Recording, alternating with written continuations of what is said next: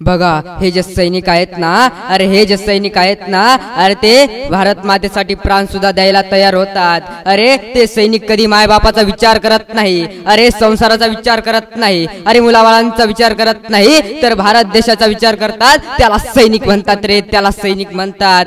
अरे अरे तुम्हाला माहितीये का रे, अरे दादांनो लक्ष देऊ नये का, अरे आजही सैनिकाच्या होठावर एक शब्द असेल, माझे देशवासी, माझे भारत देशवासी सुखी असले पाहिजे. अरे आज आपण ही मौज मजा मस्ती करतो ना, अरे कोणामुळे, अरे कोणामुळे, अरे त्या सैनिकामुळे रे. अरे आई आपल्याला जन्म देते, हा जग दाखवते, अरे तशीच दुसरी आई म्हणजे सांभाळती म्हणजे भारत माता. अरे आपण ज्या आईच्या कुशीत राहतो ती म्हणजे भारत माता आहे. अरे दादांनो, अरे दादांनो, आज तुम्ही कीर्तन श्रवण करताय ना, मी कीर्तन देतोय ना, अरे कोणामुळे, अरे त्या सैनिकामुळे. अरे तुम्हाला माहितीये का, माहितीये का, अहो जेव्हा 15 ऑगस्ट येतो ना दादांनो, 26 जानेवारी येते ना, त्या दिवशी, अरे त्याच दिवशी त्यांचा सणाचा दिवस असतो. अरे जशी आपली दिवाळी आल्यानंतर आपण आनंदाने साजरी करतो, अरे गोड गोड खायला करतो, अरे आपण आनंद बनवतो.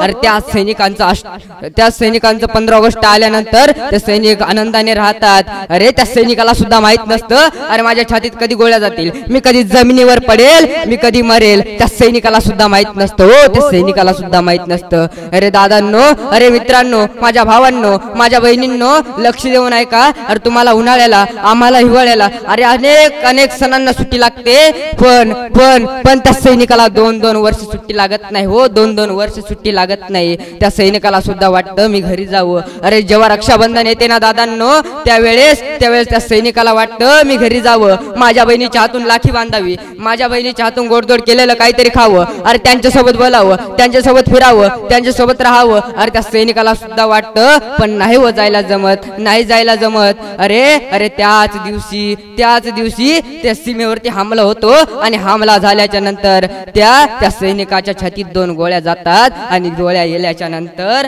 अरे सैनिक जमिनीवरती पडतो आणि म्हणतो भारत माता की जय, भारत माता की जय, आणि मग प्राण देतो. अरे त्यालाच खरंच सैनिक म्हणतात. अरे तोच खरा मर्द सैनिक असतो. अरे असे अनेक सैनिक होऊन गेले.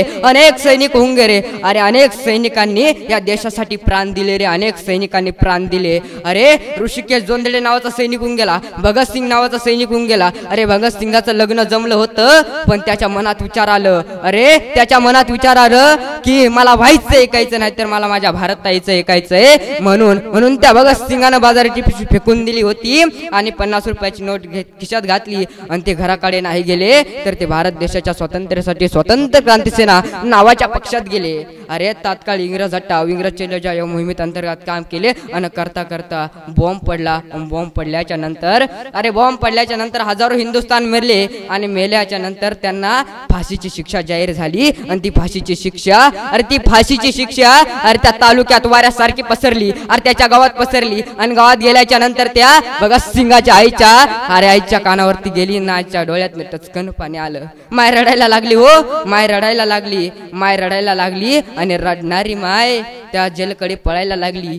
जेल जवळ आली, आणि जेल जवळ आल्याच्या नंतर पाहते तर काय, ती चड्डीमधली ती जेलमधली बनेल जेल, टोपी जेल ती पाहते, आणि 23 वर्षाच्या तरण्या बांडपोराच्या अंगावर कपडे वाहिल्याच्या नंतर ती मायला फाशीचे चित्र दिसते, फाशीच्या दृश्य दिसते, आणि ती माय रडायला लागते. अहो त्या भगतसिंगांनी सुद्धा आपल्यावर किती मोठे उपकार केलेत. अरे आपण उपकार करू शकतो का? नाही हो, नाही उपकार करू शकत. अरे तो सैनिक घरचा पाहत नाही, तर या भारत देशाचा पाहतो. अरे त्याला खरंच सैनिक